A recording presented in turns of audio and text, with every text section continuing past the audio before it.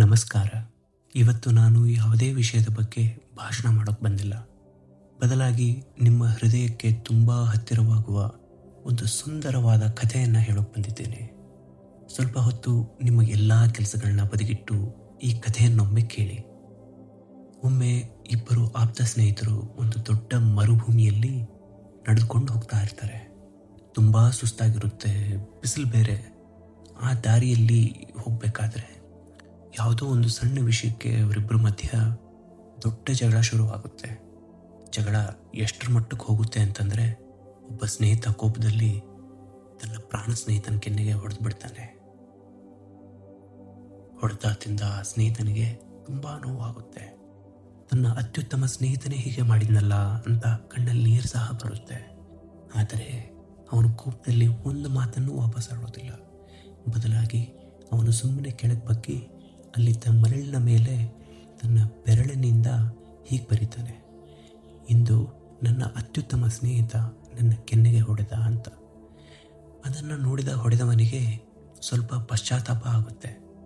ಆದರೂ ಇಬ್ಬರು ಒಂದೂ ಮಾತಾಡದೆ ಮತ್ತೆ ಮುಂದೆ ನಡೆಯೋಕ್ಕೆ ಶುರು ಮಾಡ್ತಾರೆ. ಹೀಗೆ ನಡೀತಾ ನಡೀತಾ ಅವರಿಗೆ ಮರುಭೂಮಿಯ ಮಧ್ಯೆ ಒಂದು ಸುಂದರವಾದ ನೀರಿನ ಕೊಳ ಸಿಗುತ್ತೆ. ತುಂಬ ಖುಷಿಯಿಂದ ಇಬ್ಬರು ಸ್ನಾನ ಮಾಡೋಕೆ ಅಂತ ಆ ನೀರಿಗೆ ಇಳಿತಾರೆ. ಆದರೆ ಆಗಲೇ ಕೆನ್ನೆಗೆ ಏಟು ತಿಂದಿದ್ನಲ್ಲ, ಅವನು ಆ ನೀರಿನಲ್ಲಿದ್ದಂಥ ಒಂದು ಕೆಸರಿನ ಗುಂಡಿಯಲ್ಲಿ ಸಿಗಾಕೊಂಡ್ಬಿಡ್ತಾನೆ. ನಿಧಾನವಾಗಿ ಮುಳುಗೋಕೆ ಶುರು ಆಗ್ತಾನೆ. ಅದನ್ನು ನೋಡಿದ ಆ ಇನ್ನೊಬ್ಬ ಸ್ನೇಹಿತ ತನ್ನ ಪ್ರಾಣದ ಹಂಗನ್ನು ತೊರೆದು ಅವನನ್ನು ಬದುಕಿಸಿ ಮೇಲೆ ಕರ್ಕೊಂಡು ಬರ್ತಾನೆ. ಪ್ರಾಣಾಪಾಯದಿಂದ ಪಾರಾದ ಆ ಸ್ನೇಹಿತ ಈ ಬಾರಿ ಮರಳಿನ ಮೇಲೆ ಬರೆಯೋದಕ್ಕೆ ಹೋಗಲ್ಲ.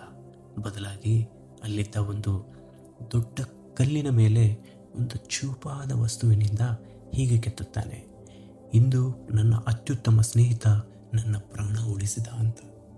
ಇದನ್ನು ನೋಡಿ ಆಶ್ಚರ್ಯಗೊಂಡ ಆ ಇನ್ನೊಬ್ಬ ಸ್ನೇಹಿತ ಕೇಳ್ತಾನೆ, ನಾನು ನಿನಗೆ ಹೊಡೆದಾಗ ಮರಳಿನ ಮೇಲೆ ಬರೆದೆ, ಆದರೆ ನಿನ್ನ ಪ್ರಾಣ ಉಳಿಸಿದಾಗ ಕಲ್ಲಿನ ಮೇಲೆ ಕೆತ್ತುತ್ತಿದೆಯಲ್ಲ, ಯಾಕೆ ಅಂತ.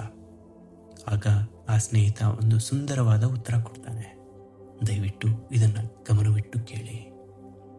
ಅವನು ಹೇಳ್ತಾನೆ, ಯಾರಾದರೂ ನಮಗೆ ನೋವು ಮಾಡಿದಾಗ ಅದನ್ನು ನಾವು ಮರಳಿನ ಮೇಲೆ ಬರೀಬೇಕು. ಆಗ ಕ್ಷಮೆ ಎಂಬ ಗಾಳಿ ಬೀಸಿ ಆ ನೋವನ್ನು ಅಳಿಸಿ ಹಾಕ್ಬಿಡುತ್ತೆ. ಆದರೆ ಯಾರಾದರೂ ನಮಗೂ ಒಳ್ಳೇದು ಮಾಡಿದಾಗ ಅದನ್ನು ನಾವು ಕಲ್ಲಿನ ಮೇಲೆ ಕೆತ್ತಬೇಕು. ಆಗ ಯಾವುದೇ ಬಿರುಗಾಳಿ ಆಗಲಿ ಮಳೆ ಆಗಲಿ ಏನೇ ಬಂದರೂ ಸಹ ಆ ಒಳ್ಳೆಯ ನೆನಪುಗಳು ಎಂದಿಗೂ ಅಳಿಸಿ ಹೋಗುವುದಿಲ್ಲ.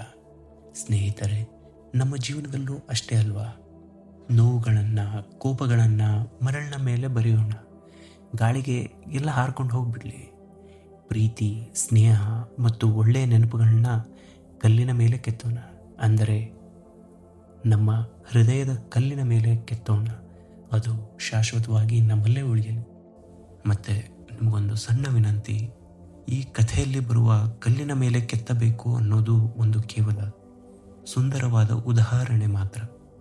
ದಯವಿಟ್ಟು ಯಾರೂ ಕೂಡ ಪ್ರವಾಸಿ ತಾಣಗಳಲ್ಲಿ, ಐತಿಹಾಸಿಕ ಸ್ಥಳಗಳಲ್ಲಿ ಅಥವಾ ಪ್ರಕೃತಿಯ ಮಡಿಲಲ್ಲಿರುವ ಕಲ್ಲುಗಳು ಅಥವಾ ಮರಗಳ ಮೇಲೆ ನಿಜವಾಗ್ಲೂ ಹೆಸರು ಕೆತ್ತಲು ಹೋಗಬೇಡಿ. ಆ ಸುಂದರ ಸ್ಥಳಗಳನ್ನ ನಾವು ಮುಂದಿನ ಪೀಳಿಗೆಗೆ ಕಾಪಾಡಬೇಕು.